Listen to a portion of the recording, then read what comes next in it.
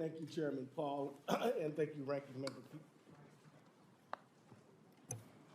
Thank you, Chairman Paul, and thank you, Ranking Member Peters, and thank you to all members of the committee. I'm Keith Ellison, and I'm the Minnesota Attorney General.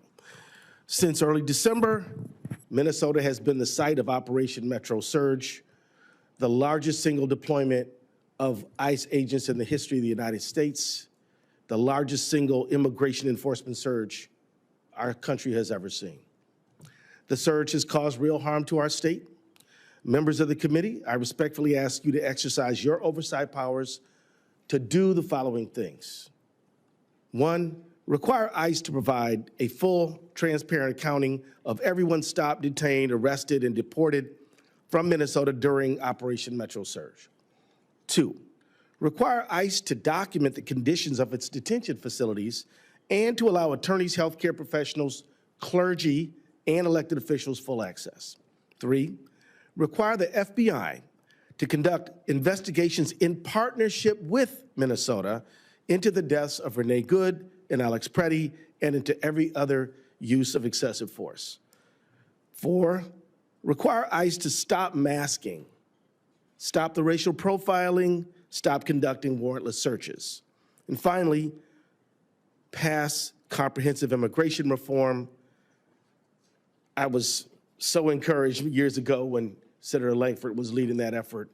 It needs to be renewed. One question any rational person might ask is why? Why is this happening? Because it simply doesn't really make sense. Every rationale the administration has offered for this surge is really a pretext. The government has said the purpose of the surge is to fight unauthorized immigration, yet Minnesota ranks 28th among all states in the percentage of undocumented immigrants. Florida and Texas alone have nearly as many undocumented people as the entire population of the state of Minnesota. The government has said the purpose of the surge is to fight fraud in government programs. Well, of course, I hate fraud, and my office and I are already fighting it. We've convicted 300 people of Medicaid fraudsters in the last 7 years. The government did not surge, however, forensic accountants to Minnesota. They didn't surge computer experts. Instead, they sent 3,000 masked, armed men who are now kicking in doors, demanding papers, killing Minnesotans, not fighting fraud. The surge has hurt the fight against fraud. Because of it, a wave of experienced prosecutors have left the U.S. Attorney's Office in Minnesota, and the remaining staff are now drowning in a flood of habeas corpus petitions. The government has also said that the purpose of the surge was to fight violent crime and rid our streets of the worst of the worst. And yet violent crime rates in Minneapolis were falling before the surge. Furthermore, ICE's own data shows that 77% of those it has detained in Minnesota have no criminal record at all. Notoriously, some of those detained have been children. Is 5-year-old Liam Canejo Ramos the worst of the worst, or 10-year-old Elizabeth Zunia Castaguano?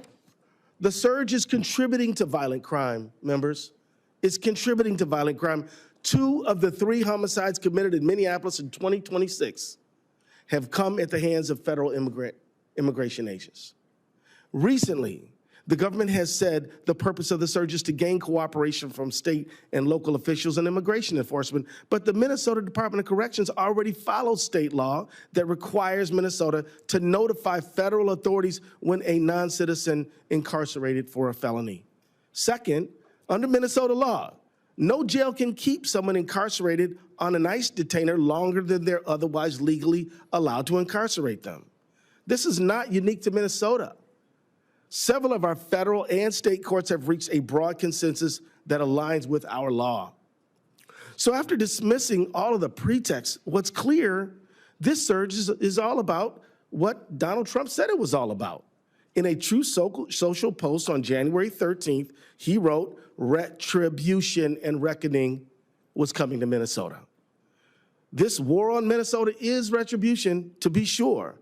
Our policies, our values, and how we vote, and it comes at a great cost. Senators, it comes at a cost of the lives of 2 U.S. citizens, Renee Good and Alex Preddy. It comes at the cost of shuttered businesses, Mr. Chairman, disruptions in education for tens of thousands of children, lasting harm to Minnesota's economic prosperity and social cohesion. And it comes at a cost, Mr. Chairman, to our Constitution. Under the 10th Amendment, the federal government may not compel or coerce states to enforce immigration laws or any other federal government priorities. And under the First Amendment, the government may not stifle speech or restrict the right of peaceful assembly. Operation Metro Surge routinely violates both these constitutional principles. So, Mr. Chairman, you'll never know how grateful I am that you called this hearing to discuss this matter. Mr. Ranking Member, I do appreciate it very much. The people of Minnesota care deeply about the health, safety, and constitutional right of their neighbors. And I have one final request of all senators, and that is directed to the administration. End the surge. End it now. It's already gone too far, and it must go no further. I yield back. Paul Schnell.